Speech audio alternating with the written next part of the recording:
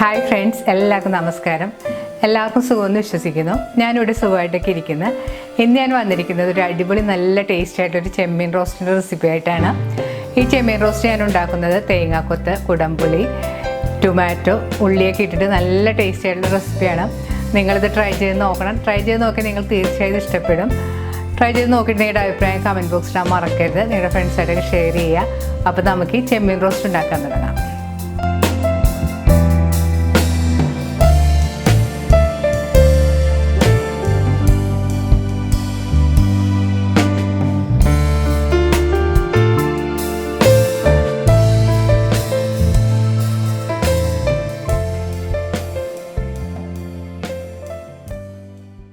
ചെമ്മീൻ roast ഉണ്ടാക്കാനായിട്ട് ഞാനിവിടെ എടുത്തിരിക്കുന്നത് 1/2 കിലോ ചെമ്മീനാണ്.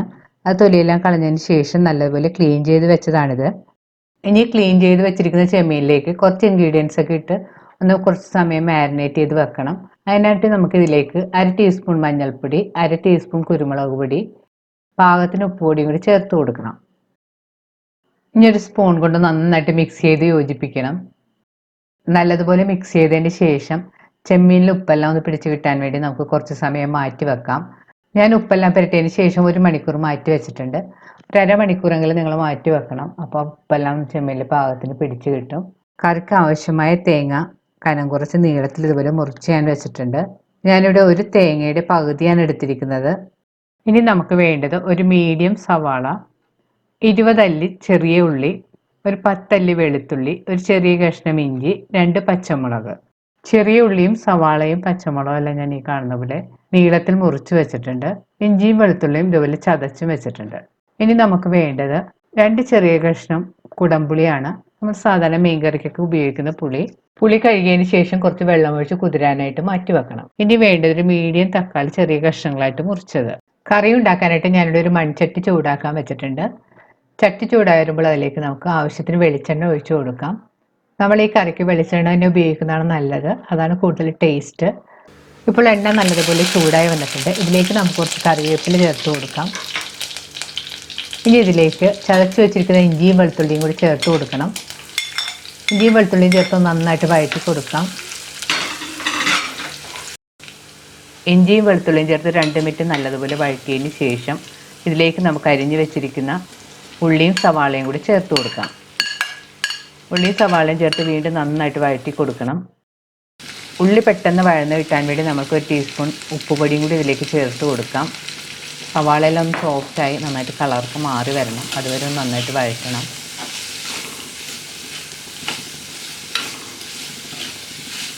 ഉള്ളിയും സവാളയെല്ലാം നന്നായിട്ട് എണ്ണയിലിട്ട് വഴറ്റിയെടുത്താൽ മാത്രമേ കറിക്ക് നല്ല ടേസ്റ്റ് ഉണ്ടാവുകയുള്ളൂ. ഇപ്പോൾ ഉള്ളിയും സവാളയും ഈ കാണുന്ന പോലെ ചെറുതായിട്ട് കളറെല്ലാം മാറി സോഫ്റ്റായിട്ട് വന്നിട്ടുണ്ട്. ഈ സമയത്ത് നമുക്ക് ഇതിലേക്ക് അരിഞ്ഞു വെച്ചിരിക്കുന്ന തേങ്ങാക്കൊത്തും കൂടി ചേർത്ത് വീണ്ടും നന്നായിട്ട് വഴറ്റി കൊടുക്കണം.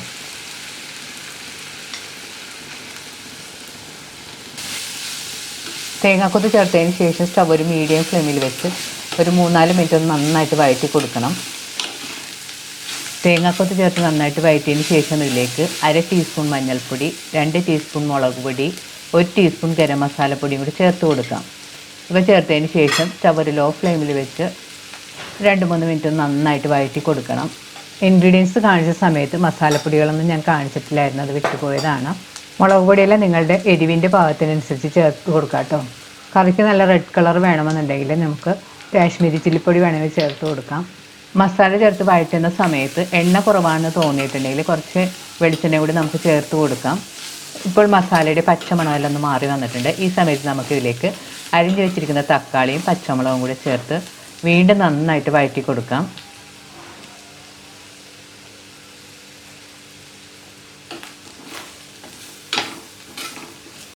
തക്കാളി ചേർത്ത് നന്നായിട്ട് വഴറ്റി കൊടുക്കണം. ഇപ്പോൾ തക്കാളിയൊക്കെ ഒന്ന് ചെറുതായിട്ട് ഉടഞ്ഞു തുടങ്ങിയിട്ടുണ്ട്.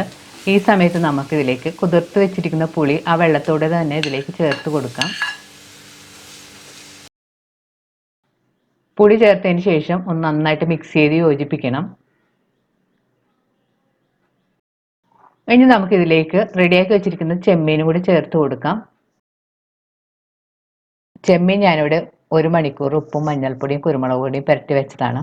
അപ്പോൾ കുറച്ച് ഉപ്പെല്ലാം നന്നായിട്ട് പിടിച്ചിട്ടുണ്ടാകും. ചെമ്മീൻ ചേർത്തതിന് ശേഷം വീണ്ടും ഒന്ന് പതുക്കെ നന്നായിട്ട് മിക്സ് ചെയ്ത് യോജിപ്പിക്കണം.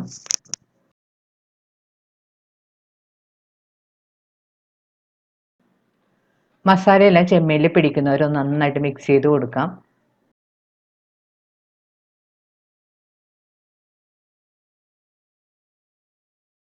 ഇനി ഇതിലേക്ക് പാകത്തിനുള്ള വെള്ളം ചേർത്ത് കൊടുക്കണം.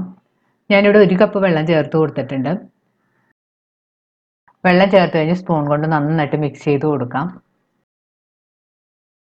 ഇനി ഇതിലേക്ക് പാകത്തിനുള്ള ഉപ്പുപൊടിയും കൂടി ചേർത്ത് കൊടുക്കണം.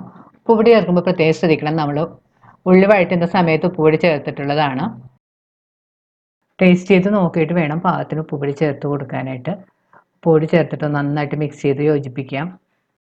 ഇപ്പോൾ കറി നന്നായിട്ട് തിളച്ച് തുടങ്ങിയിട്ടുണ്ട്. ഈ സമയത്ത് നമുക്ക് ചട്ടി മൂടി കുറച്ച് സമയം കൂടി കുക്ക് ചെയ്യണം. ഇടയ്ക്കിടയ്ക്ക് പാൻ്റെ മൂടി മാറ്റിയതിന് ശേഷം നന്നായിട്ട് ഇളക്കി കൊടുക്കാം.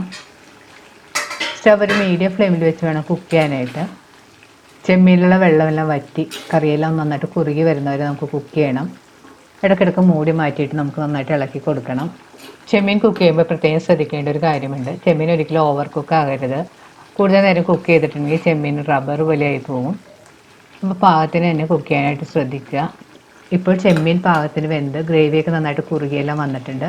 ഈ സമയത്ത് നമുക്ക് ഇതിലേക്ക് കുറച്ച് കറിവേപ്പിലയും കുറച്ച് വെളിച്ചെണ്ണയും കൂടി ഒഴിച്ച് നന്നായിട്ട് മിക്സ് ചെയ്ത് കൊടുക്കാം. ഈ കറി നന്നായിട്ട് മിക്സ് ചെയ്തതിന് ശേഷം നമുക്ക് 10 മിനിറ്റ് ഒന്ന് മൂടി വെക്കാം. ഇനി നമുക്ക് മൂടി മാറ്റിയതിന് ശേഷം ചെമ്മീൻ ഒരു സർവിങ് പ്ലേറ്റിലേക്ക് മാറ്റാം. ഇപ്പോൾ നമ്മുടെ നല്ല അടിപൊളി ടേസ്റ്റി ആയിട്ടുള്ള ചെമ്മീൻ തേങ്ങാക്കൊത്ത് ഉലർത്തിയത് റെഡി ആയിട്ടുണ്ട്. ഇത് നിങ്ങളും ട്രൈ ചെയ്ത് നോക്കുക. നല്ല സൂപ്പർ ടേസ്റ്റാണ് ഇതിന്. നമുക്ക് ചോറിൻ്റെ കൂടെയും ചപ്പാത്തിയുടെ കൂടെയൊക്കെ നല്ല കോമ്പിനേഷനാണ്. ഗസ്റ്റൊക്കെ വരുമ്പോൾ ഉണ്ടാക്കാൻ പറ്റിയൊരു അടിപൊളി റെസിപ്പിയാണ്. ട്രൈ ചെയ്ത് നോക്കിയിട്ട് നിങ്ങളുടെ അഭിപ്രായം കമൻറ്റ് ബോക്സിൽ ഇടാൻ മറക്കരുത്. നിങ്ങളുടെ ഫ്രണ്ട്സുമായിട്ടൊക്കെ ഷെയർ ചെയ്യുക. വീണ്ടും ഇതുപോലുള്ള നല്ല റെസിപ്പി ആയിട്ട് നമുക്ക് കാണാം. താങ്ക്